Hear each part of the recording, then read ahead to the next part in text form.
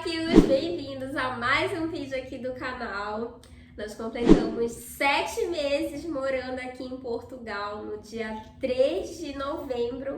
Uhul! Acabamos de voltar aqui da nossa caminhada diária que a gente está fazendo, a gente está cuidando mais da nossa saúde. Então a gente vai gravar esse vídeo para vocês falando uns contras que a gente acha aqui em Portugal na nossa visão e na nossa experiência desses 7 meses. E esse vídeo não tem o intuito de desanimar ninguém que quer vir morar aqui para Portugal.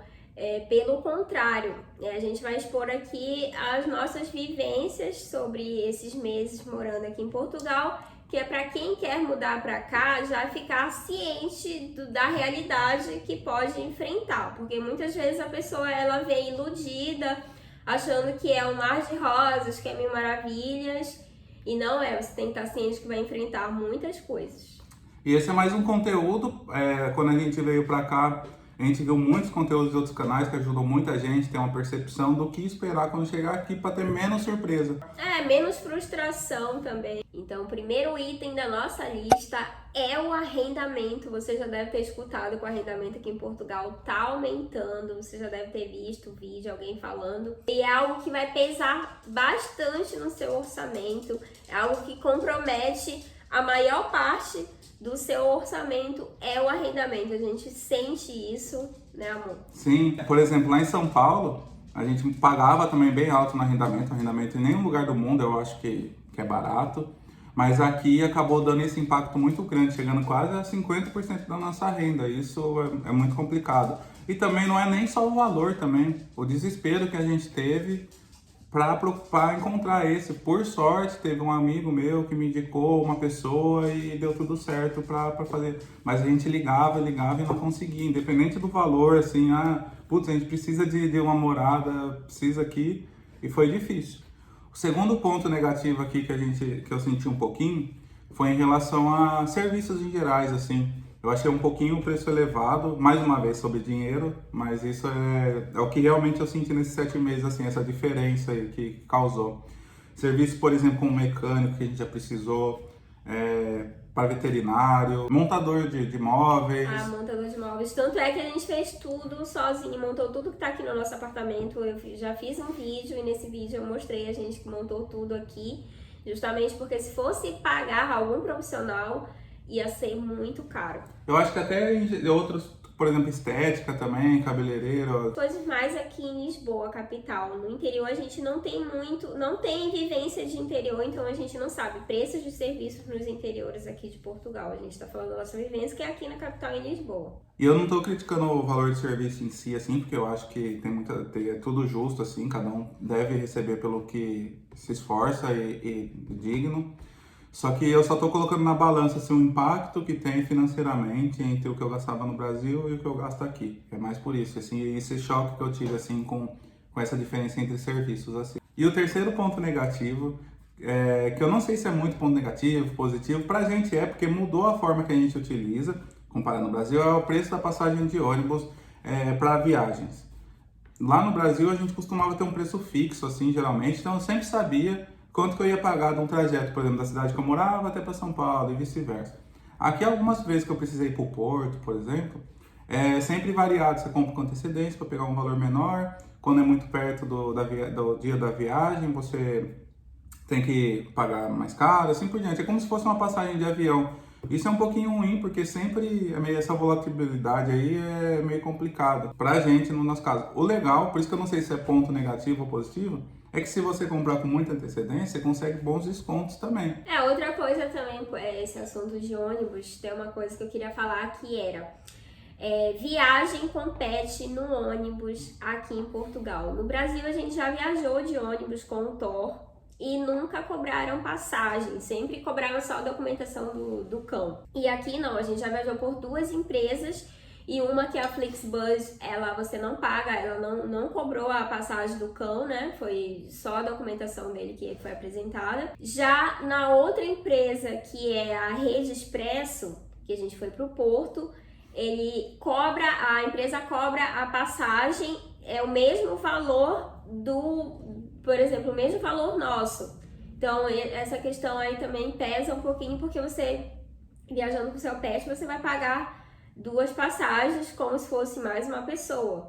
Porque eles deixam uma cadeira pro pet ficar lá, como se fosse reservada a cadeira só pro pet. Só que, como o Thor é pequenininho, ele vai no meu colo sempre. A gente nunca usa. Acaba que a gente nunca usa, a gente só tá pagando mesmo o transporte lá do cão. E ainda continuando nesse assunto de viagem, e também sobre dinheiro também, para fazer viagem de carro aqui, eu achei um pouquinho caro, assim, tanto é que a gente está preferindo ir sempre de ônibus, autocarro no caso aqui, porque, por exemplo, uma viagem daqui para o porto de carro acaba não valendo a pena, custando até o dobro, assim, do que a gente gastaria de autocarro.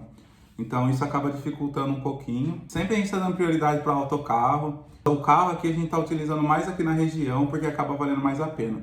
Para ir para o porto, se eu não me engano, só para ter uma noção, assim, eu lembro que eu fiz um cálculo numa época, 22 euros para ir de pedágio, que chama portagem aqui, e 22 para voltar. Só aí já dá 44 euros, já que é quase o preço do autocarro que a gente paga. Sem contar um combustível também, que é um valor um pouquinho elevado, assim. Eu calculo, assim, que daria uns 120 euros, mais ou menos, ida e volta, assim. E de autocarro a gente, às vezes, já pagou 40, 60, dependendo o período que a gente comprou a antecedência. Sim, só para vocês terem uma noção, quem não conhece aqui Portugal, o Porto fica a mais ou menos 3 horas de Lisboa. 310 quilômetros, mais ou menos. E lá no Brasil, acho que esse tanto de quilometragem, assim, era até ok, assim, a gente percorrer e não pesava muito no orçamento para fazer uma viagem. Às vezes a gente ia pra praia lá, demorava mais ou menos esse tanto. Os pais do Miguel moravam, a gente morava em São Paulo capital, os pais do Miguel moravam na cidade do interior, que é mais ou menos a mesma distância entre Lisboa e Porto. E a gente não gastava tanto para ir de carro quanto a gente gasta aqui.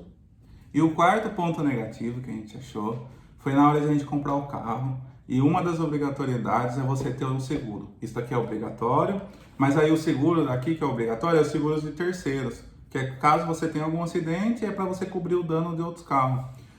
Isso daí é um custo a mais que você tem que pensar na hora de comprar um carro, porque vai ser obrigatório você renovar anualmente. Tem um lado positivo disso também, porque isso te dá segurança também. Se você acabar se envolvendo num acidente e não for culpa sua, você acaba não tendo até aquelas confusões de vai pagar, não vai, meio que você está coberto, porque você sabe que vai ter a manutenção devida no seu carro e tudo mais. Então, esse é um lado negativo, mas também, se for pensar com calma, tem seu lado bom, assim. Como é obrigatório, é fiscalizado. E também, no Brasil, a gente era acostumado a pagar seguro lá, principalmente por causa de roubo, assim. E aqui a gente também tem esses aqui de roubo também. Além de terceiro, a gente acabou contratando esse de roubo, vandalismo, essas coisas. Mas aí lá não era obrigatório o de terceiros. Porque, gente, aqui em Portugal também tem roubo de carro, pra quem não sabe. Não acontece tanto quanto acontece no Brasil, em São Paulo, que é absurdo. Mas aqui também acontece roubo de carros. Tem um item aqui que a gente até tava discutindo se a gente falava ou não, né? Porque isso é muito de cada um. Mas é que quem gosta muito de praia no Brasil, e aqui, lógico, tem praias lindíssimas aqui, só que você tem que estar ciente de que as praias aqui são muito, muito, muito geladas. A água é como se fosse água de cachoeira no Brasil. Para quem tá acostumado a tomar banho de cachoeira no Brasil, aqui vai achar tranquilo tomar banho na água da praia aqui, porque a gente gostava bastante de cachoeira lá, fazia muita trilha, viagens lá por Minas Gerais. Então a gente tomava bastante banho de cachoeira, e aqui no verão a gente também tomou banho aqui nas praias de Portugal. E mesmo naquele sol de 40 graus, a água tava muito gelada. Tanto é que eu já vi vários conteúdos de imigrantes falando da água super gelada aqui na praia. Pra quem é friorento, tem que estar ciente de que praia aqui a água é super gelada. Pra gente acaba nem sendo um ponto negativo, é mais pra compartilhar mesmo, assim, isso que a gente ouve de outras pessoas, porque a gente entra de qualquer jeito mesmo assim e a gente adora. Então, pra gente a água curte do mesmo jeito, mas para quem não gosta um pouquinho de frio assim, é um ponto negativo. Outro item aqui que a gente, nesses 7 meses, achou super diferente é que os supermercados aqui, eles fecham cedo em comparação com o Brasil, né? A gente sabe que tá em outro país, outra cultura, e isso foi um choque pra gente. Porque no Brasil a gente tem supermercados que fecham tarde. 24 horas tem também. supermercado até 24 horas também.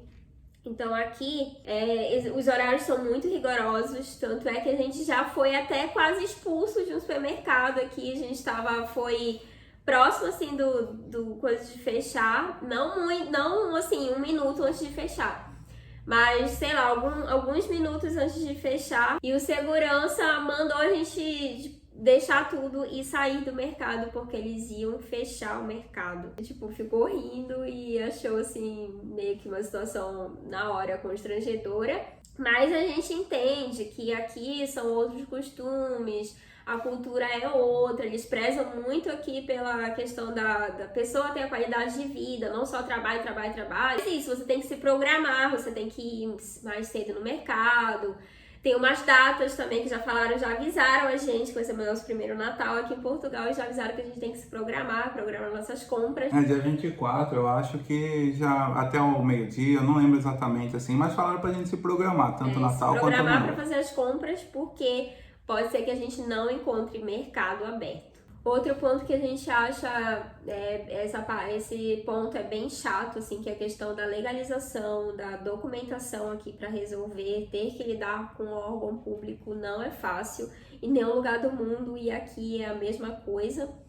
Eu tô sofrendo, assim, pra minha legalização, porque eu vou me legalizar através do Miguel, vou fazer reagrupamento familiar, e eu tô precisando de atendimento no CEF para resolver a questão da minha documentação.